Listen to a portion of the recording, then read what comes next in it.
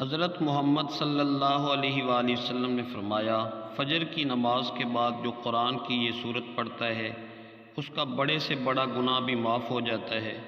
یہ صورت نبی کریم خود بھی نماز فجر کے وقت تلاوت فرماتے، آپ سب بھی پڑھا کرو۔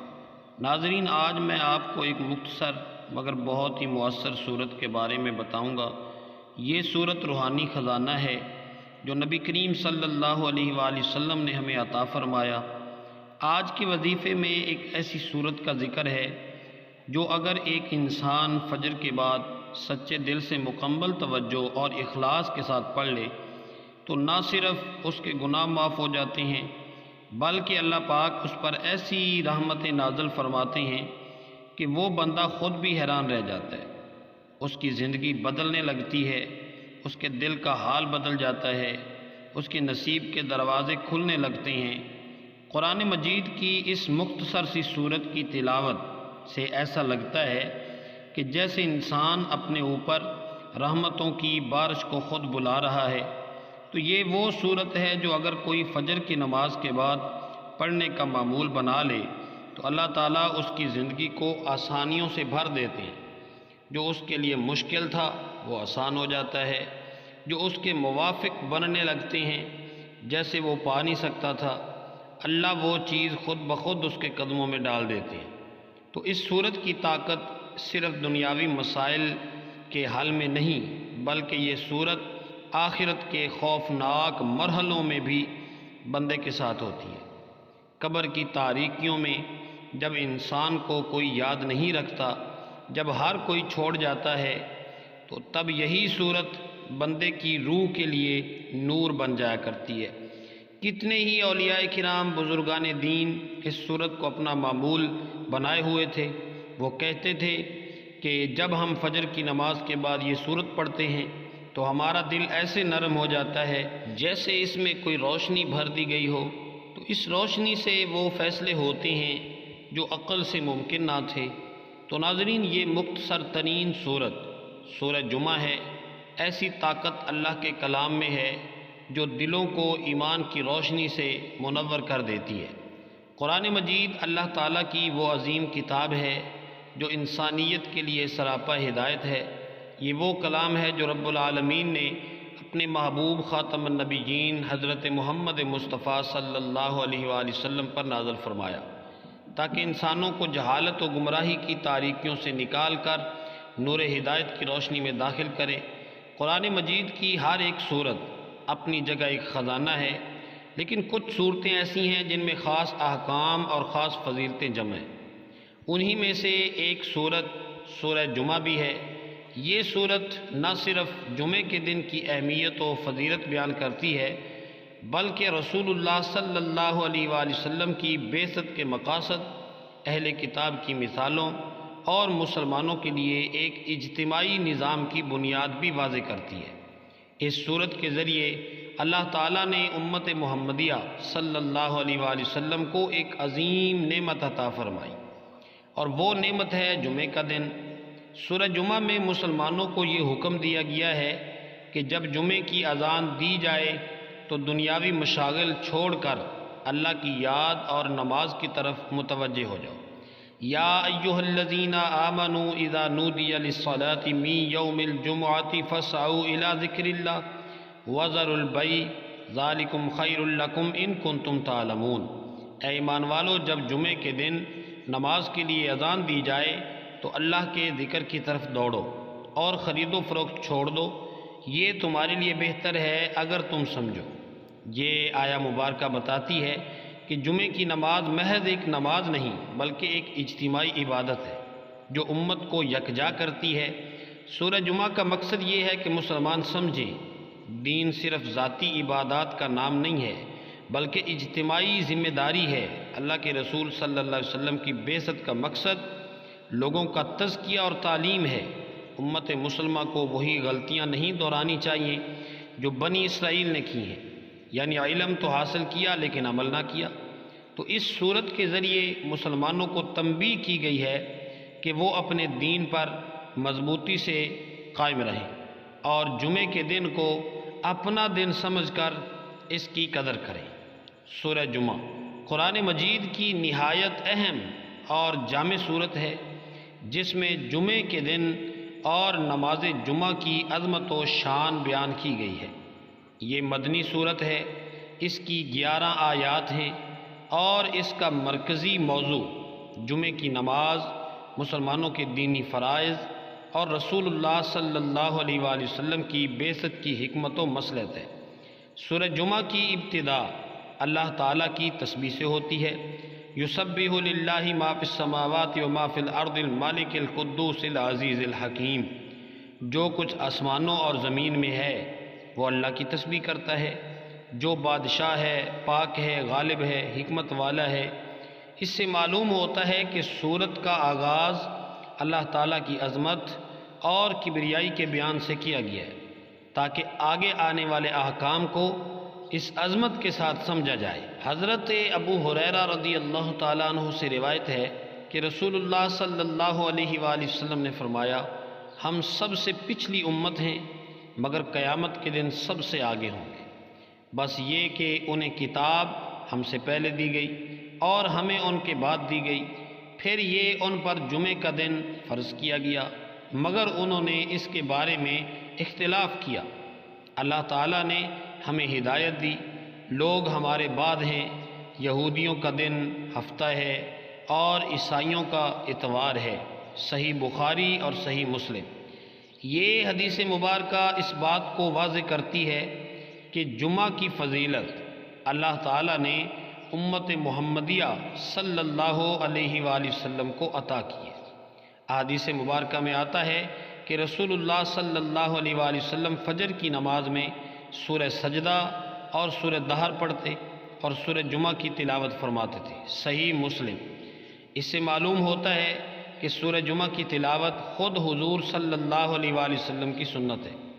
اللہ تعالیٰ نے فرمایا، هو الذی بعث فی الامیین رسولا منہم یتلو علیہم آیاتہ ویزکیہم ویعلمہم الکتاب والحکمت وان کانوا من قبل لفی ضلال مبین۔ سورہ جمعہ۔ یعنی رسول اللہ صلی اللہ علیہ وآلہ وسلم کا مقصد تلاوت آیات، تزکیہ نفس، کتاب اور حکمت کی تعلیم دینا ہے۔ اس سے دین اسلام کا تعلیمی اور روحانی پہلو نمایاں ہوتا ہے۔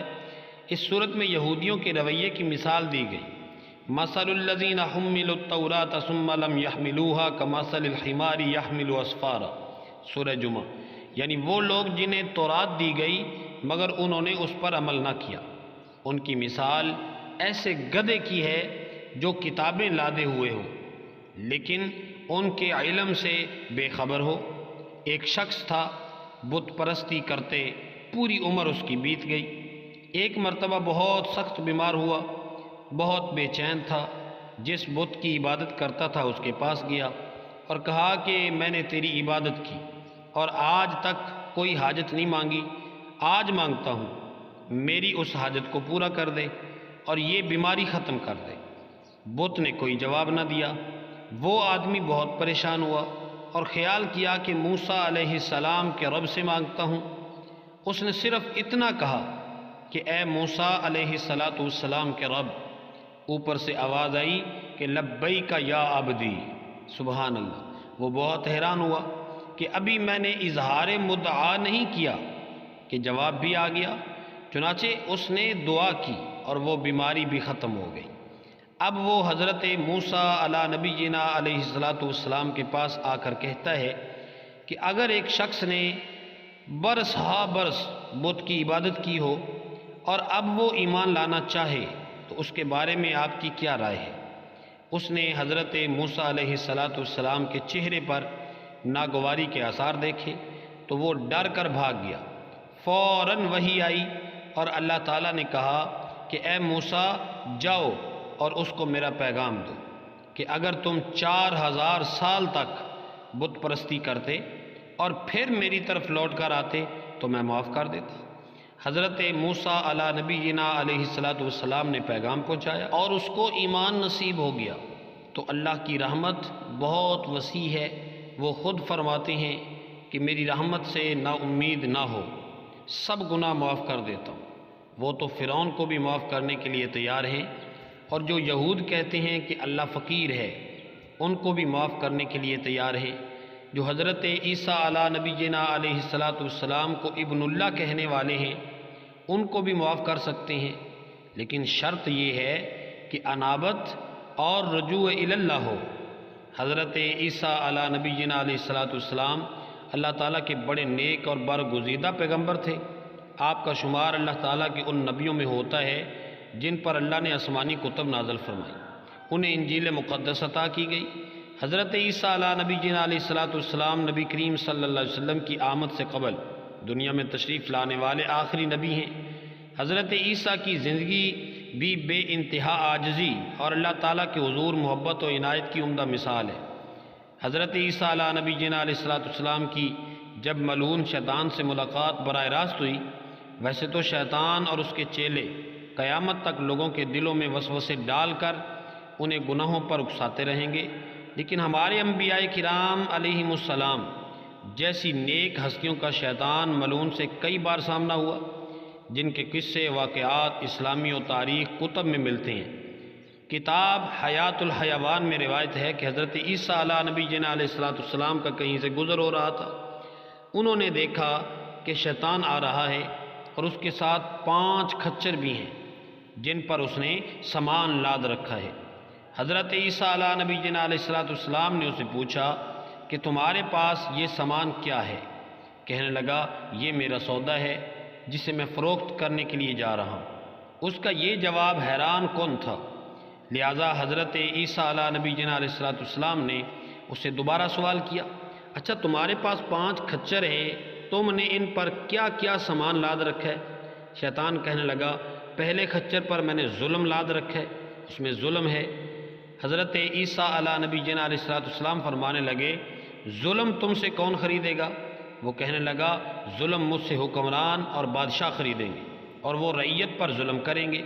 در حقیقت بادشاہ یا کوئی اور حاکم اللہ تعالیٰ کی اول درجہ کی صفت ہے، وہ خود بھی بادشاہ ہے اور اپنے خاص اور نیک بندوں کو وہ ان صفات میں سے کچھ عطا بھی کرتے ہیں، لیکن یہ بھی دیکھا گیا ہے کہ بیشتر ظالم بادشاہ ہوتے ہیں، کچھ نیک بھی ہیں، شمار میں بہت کم ہیں جو اللہ رب العزت سے ڈرنے والے تھے۔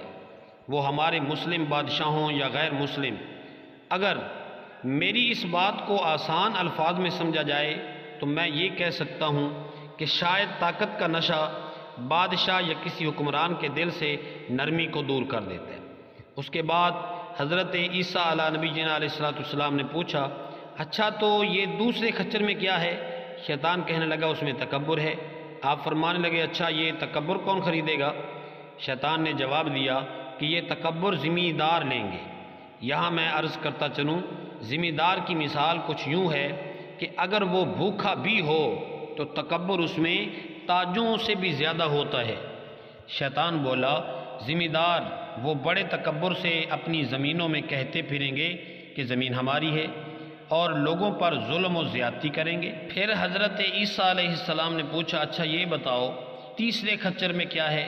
وہ کہنے لگا اس میں شراب، دھوکہ، خیانت، چکر بازی ہے۔ آپ نے پوچھا یہ تم سے کون لے گا؟ ملعون شیطان بولا یہ میں تجار یعنی تاجروں کو دوں گا، دنیا کے جتنے بھی تاجر ہیں میں ان کو خیانت بیچوں گا، وہ اپنے مال میں خیانت، دھوکہ، چکر بازی کریں گے اور اس سے میں بہت خوش ہو جاؤں گا۔ اگر ہم اپنے آج کے دور کا بغور مشاہدہ فرمائیں تو مجھے قطعی نہیں لگتا کہ تیسری بات کی وضاحت کرنے کی ضرورت ہے، لیکن سب ایک جیسے نہیں، کوئی ٹھیک بھی ہوتا ہے، شاید وہ لاکھوں میں ایک ہوتا ہوگا۔ اس کے بعد آپ چوتھے کھچر کی جانب متوجہ ہوئے اور فرمایا اس پر تم نے کیا لاد رکھا ہے؟ تو شیطان کہنے لگا اس میں حسد اور کینہ ہے۔ آپ نے پوچھا کہ یہ تم کسے فروخت کرو گے؟ تو شیطان بولا میں علماء کرام کو دوں گا، دنیا کے جتنے علماء کرام ہیں ان کو فروخت کروں گا۔ وہ ایک دوسرے سے حسد کریں گے، ایک دوسرے کی عزت اچھالیں گے، ایک دوسرے کو نیچا دکھائیں گے اور خود کو بڑا ثابت کریں گے۔ در حقیقت حسد ایک انتہائی شیطانی چیز ہے۔ ہم کسی کو بہتر دیکھ کر اس سے حسد کرنے لگتے ہیں۔ اللہ تعالیٰ کا حکم ہے کہ حسد نہ کرو، نہ حسد کو سراہنے والے ہو۔ جیسا کہ ہم دیکھتے ہیں کہ فلاں بندہ ہماری کسی بات سے حسد کرتا ہے تو ہم اسے مزید ستاتے ہیں، کہ وہ چڑھتا رہے۔ دنیا میں پہلا گناہ کوئی شرک نہیں تھا، نہ ہی کفر تھا، بلکہ وہ ایک قتل تھا، اور اس کی وجہ حسد تھی۔ قابیل کو حابیل سے حسد ہو گیا اور اس نے اسی آگ میں جل کر حابیل کو قتل کر دیا۔ یہ حسد ہی ہے کہ اپنے آپ کو نمایاں اور سب کی نگاہیں اس پر رہیں۔ اس کے بعد آپ نے پانچویں اور آخری خچر کے بارے میں سوال کیا، اچھا تم اب یہ بتاؤ کہ اس خچر میں کیا ہے؟ تو شیطان کہنے لگا، اس میں چکر ہے جو میں عورتوں کو دوں گا۔ یہاں عورتوں سے مراد نیک خواتین نہیں بلکہ بد چلن اور مکار خواتین ہیں، جو اپنی باتوں اور حرکات سے لوگوں میں فتنہ و فساد پیدا کریں گی۔ یہ وہ ٹاکرا تھا جو حضرت عیسیٰ علیہ السلام کا شیطان سے ہوا، جس میں ہمارے لیے گہری وضاحت موجود ہے۔ بلا شبہ آج کے دور میں ہم یہ تو نہیں دیکھ سکتے کہ اب شیطان کیا لا رہا ہے اور کسے دے رہا ہے، لیکن آج معاشرے میں دوسروں سے وہی سب کچھ مل رہا ہے جو سب حضرت عیسیٰ علیہ السلام نے اپنے دور میں شیطان کو لاتے ہوئے دیکھا۔ امام طبری اور امام ابن کثیر اور دیگر مفسرین نے بیان کیا ہے کہ ایک مرتبہ رسول اللہ صلی اللہ علیہ وآلہ وسلم جمعے کے دن خطبہ دے رہے تھے، تو اس دوران ایک قافلہ مدینہ کو آیا۔ لوگ سامان دیکھنے اور خریدنے کے لیے اٹھ گئے اور صرف چند صحابہ کرام باقی رہ گئے۔ تو اس موقع پر یہ آیات نازل ہوئیں، وَإِذَا رَأَوْا تِجَارَةً أَوْ لَهْوًا انفَضُّوا إِلَيْهَا وَتَرَكُوكَ قَائِمًا قُلْ مَا عِندَ اللَّهِ خَيْرٌ مِّنَ اللَّهْوِ وَمِنَ التِّجَارَةِ وَاللَّهُ خَيْرُ الرَّازِقِينَ سورہ جمعہ۔ اور جب وہ تجارت یا کھیل تماشا دیکھتے ہیں تو اس کی طرف بھاگ کھڑے ہوتے ہیں اور آپ کو کھڑا چھوڑ دیتے ہیں۔ کہہ دیجئے جو کچھ اللہ کے پاس ہے وہ کھیل اور تجارت سے بہتر ہے، اور اللہ بہترین رزق دینے والا ہے۔ یہ آیات مسلمانوں کو یہ سبق دیتی ہیں کہ دنیاوی فوائد کے مقابلے میں اللہ کی یاد اور دین کی خدمت زیادہ اہم ہے۔ علماء نے لکھا کہ سورہ جمعہ ہی وہ صورت ہے جس کے ذریعے جمعے کی نماز کو فرض قرار دیا گیا ہے۔ اس سے پہلے مسلمان دنوں کے اعتبار سے عبادات کرتے تھے، مگر اجتماعی نظام قائم کرنے کے لیے اللہ تعالیٰ نے یہ دن خاص طور پہ منتخب فرمایا۔ سورہ جمعہ کا پیغام یہ ہے کہ اللہ کی یاد ہر حال میں مقدم ہے۔ نمبر 2، رسول اللہ صلی اللہ علیہ وآلہ وسلم کی بعثت انسانیت کی رہنمائی اور تزکیہ کے لیے ہے۔ نمبر 3، علم بغیر عمل کے بیکار ہے۔ نمبر 4، جمعے کا دن امت محمدیہ صلی اللہ علیہ وآلہ وسلم کے اتحاد اور روحانی تربیت کا دن ہے۔ نمبر 5، دنیاوی منافع وقتی ہیں جبکہ اللہ کے پاس دائمی کامیابی ہے۔ آیت نمبر 1 اور 4، اللہ تعالیٰ کی تسبیح، رسول اللہ صلی اللہ علیہ وآلہ وسلم کی بعثت اور اہل ایمان کی تربیت۔ آیت نمبر 5 اور 8، اہل کتاب کی غفلت اور ان کے عبرتناک انجام کی مثال۔ آیت نمبر 9 اور 11، نماز جمعہ کا حکم، دنیاوی کاروبار کو چھوڑنے کی تاکید، اور ایک واقعہ کہ بعض صحابہ تجارت کی طرف متوجہ ہو گئے اور رسول اللہ صلی اللہ علیہ وآلہ وسلم خطبہ دے رہے تھے جس پر آیات نازل ہوئیں۔ سورہ جمعہ قرآن مجید کی وہ عظیم سورت ہے جو نہ صرف نماز جمعہ کے احکام بیان کرتی ہے بلکہ مسلمانوں کو دنیاوی مشاغل سے ہٹ کر اللہ کی یاد کی طرف راغب بھی کرتی ہے۔ یہ سورت رسول اللہ صلی اللہ علیہ وآلہ وسلم کی بعثت کے مقاصد واضح کرتی ہے اور اہل کتاب کی مثال دے کر امت مسلمہ کو سبق دیتی ہے کہ دین پر عمل کے بغیر علم بے فائدہ ہے۔ جمعے کا دن مسلمانوں کے لیے اجتماع، اتحاد اور روحانی تربیت کا دن ہے۔ اس دن سورہ جمعہ کی تلاوت، نماز جمعہ کی حاضری اور اللہ کے ذکر میں مشغول ہونا دنیا اور آخرت دونوں میں کامیابی کا ذریعہ ہے۔ محترم ناظرین، ہمارا آج کا وظیفہ سورہ جمعہ کا وظیفہ ہے۔ آپ نے سورہ جمعہ کو فجر کی نماز کے بعد پڑھنا ہے۔ حضور پاک صلی اللہ علیہ وآلہ وسلم نے فرمایا کہ جو شخص سورہ جمعہ کو فجر کی نماز کے بعد پڑھنے کا معمول بنا لے تو اللہ تعالیٰ اس کے تمام گناہوں کو معاف فرما دیتا ہے۔ حضور پاک صلی اللہ علیہ وآلہ وسلم بھی روزانہ فجر کی نماز کے بعد سورہ جمعہ کی تلاوت باقاعدگی سے کرتے تھے۔ آپ نے نماز فجر ادا کرنے کے بعد سورہ جمعہ کی تلاوت کرنے سے پہلے حضور پاک صلی اللہ علیہ وآلہ وسلم کی ذات اقدس پر درود پاک کا نذرانہ پیش کرنا ہے۔ درود پاک آپ کوئی سا بھی پڑھ سکتے ہیں۔ ایک بار ثواب کی نیت سے میرے ساتھ بھی درود پاک پڑھ لیں۔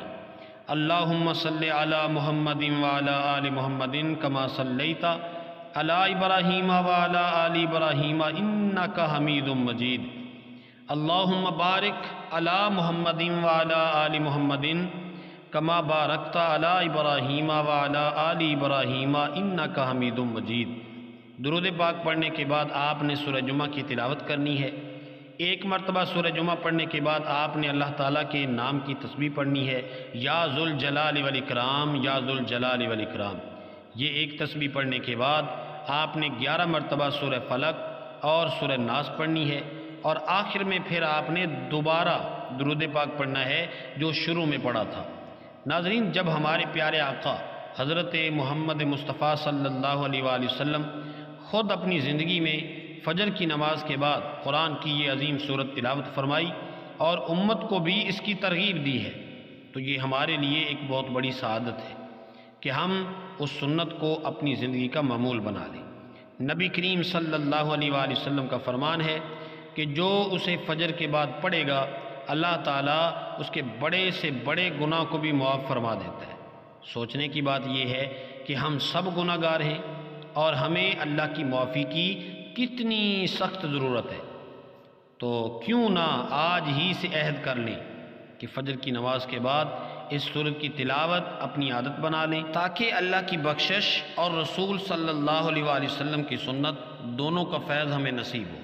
اللہ تعالی ہمیں قرآن سے سچی محبت عطا فرمائے اور اس کے ذریعے ہمارے دلوں کو نور ایمان سے بھر دے، آمین یا رب العالمین۔ میری اللہ تعالیٰ سے دعا ہے کہ اللہ تعالیٰ میرا سنانا اور آپ کا سننا اپنی پاک بارگاہ الہی میں قبول و منظور فرمائے، جو مانگا مقدر فرمائے، جو نہیں مانگ سکے بن مانگے عطا فرمائے۔ اللہ تعالیٰ نیکی کی بات کو سننے، سمجھنے اور اس پر عمل کرنے کی طاقت اور توفیق مرحمت فرمائے، آمین ثم آمین۔ ناظرین، آپ سے گزارش ہے کہ اپنے رزق میں برکت و وسعت اور کشادگی کے لیے اللہ تعالیٰ کے 99 ناموں میں سے کوئی ایک نام لکھ کر کومنٹ سیکشن میں ضرور شیئر کریں۔ اللہ تعالیٰ ہم سب کا حامی و ناصر ہو، آمین۔ جزاکم اللہ خیرا کثیرا۔